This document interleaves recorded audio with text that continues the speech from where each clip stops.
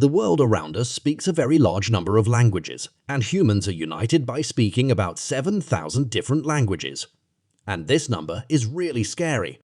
And what is more frightening is that each language of the 7,000 languages has more than one dialect, and has more than one way of pronunciation. But why? Why are there different languages and dialects? Why don't we agree on one language and speak it, and that's it, and thus people understand each other, and we rest? Welcome to the Final Answer channel, and in this episode we will answer the question why the whole world does not speak one language only. And before we start, if you are new to the channel, don't forget to subscribe and activate the bell so that you get our videos first. One of the very famous and popular stories among people is that people in the past spoke one language and the world was sweet and beautiful.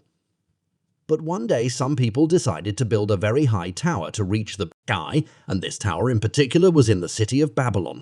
The point is that after they finished building the tower and started climbing it, a wrath came down from the sky that made them afraid and scattered, and their tongue changed, and each group of them spoke a language that the others did not understand.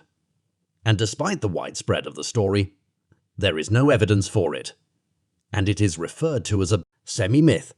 In the beginning, and before we delve into anything, let us agree that any language existing in the world at the present time did not appear by itself, but it is derived from another language older than it, and even the ancient language that it is derived from, we find it is also derived from an older and older language, and we will continue like this until we reach the end to the mother tongue, which is the basis from which all the languages that appeared later branched. And not only that, but we can also divide the languages into families and groups, meaning each group of languages belongs to a certain family. We find, for example, that Arabic, Aramaic, Ethiopian, and Chadian are all relatives and belong to one family, as well as English, French, Russian, and Hindi. We also find them relatives and belong to one family. In the end, there was an ancient language that united all humans, and gradually split from this language other languages, and even whole families of languages and dialects. But after all this, the question still remains, as long as humans used to speak one language, what happened and made them speak different languages? Weren't they clinging to the mother tongue as long as it was widespread among them? The answer to this question is that they were indeed clinging to the mother tongue. But what happened is that people began to increase in number and spread on the earth and diverge and live in new places. A group of them migrated and settled in the land of the Nile River, and another group migrated and settled in China. And a third group migrated to Europe and the northern regions, and a fourth group, and a fifth group, and so on. And although they were speaking the same language before they migrated and dispersed, something happened that was not taken into account and changed all the scales.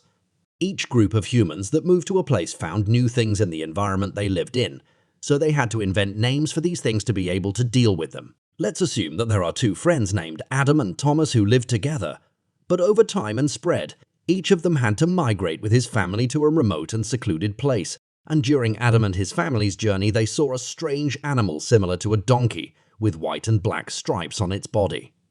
They decided to call it Mint, and by pure coincidence, Thomas and his family saw the same animal.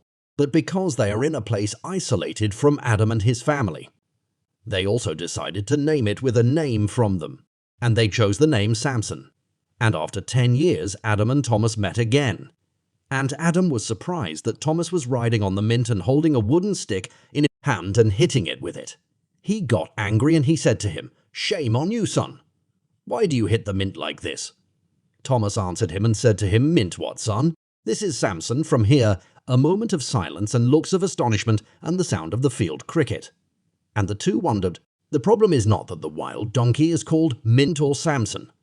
The problem is much greater than that, for Adam's family and Thomas's family before them on their journey saw many new animals, plants, and things, and unfortunately, each family of them gave a different name to what they found, completely different from the name that the other family gave it, and thus there became a huge number of different words between the language of the two families, which was originally in the basis one language. This scenario is exactly what happened, and it is also the reason for the difference in languages, as the communities and peoples separated from each other and began to face new things in their daily lives.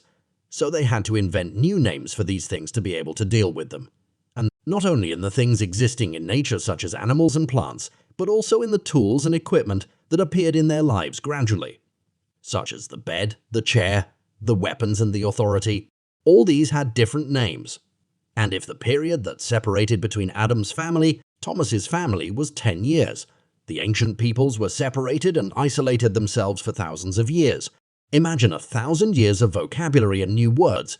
What can you do in the mother tongue? Exactly as you expected, the mother tongue almost disappears, and a new language emerges in its place.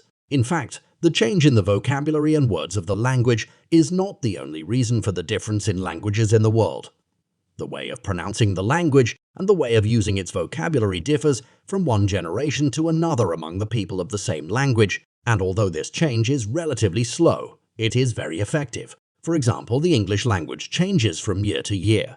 And if one of the English who live in the present era tried to read an Old English text or document, he would find it very different from his current language. And he might think that the written text is Italian, for example, or German. One of the followers may come out and say, "I have a brilliant solution to this whole problem. What do you think?